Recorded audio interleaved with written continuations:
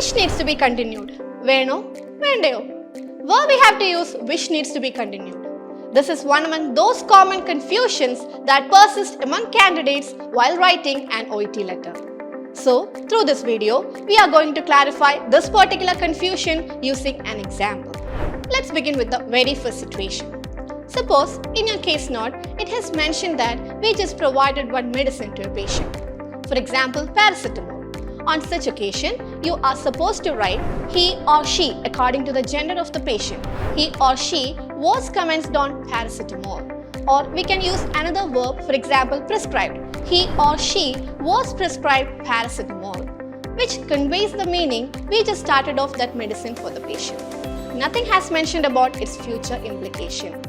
ആ ഒരു particular medicine നമ്മളിപ്പോൾ പേഷ്യൻറ്റിന് കൊടുത്തു എന്ന് മാത്രമേ അവിടെ convey ആകുന്നുള്ളൂ.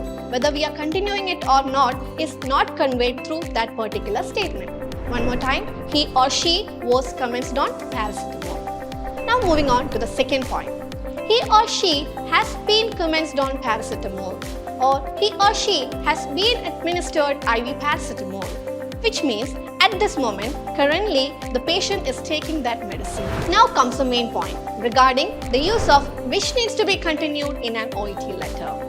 Suppose in your case note, it has mentioned that the patient needs to continue this particular medication in the future also.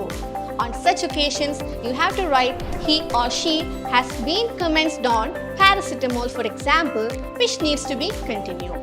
If the time period is also mentioned, you can add that particular time period along with this main sentence.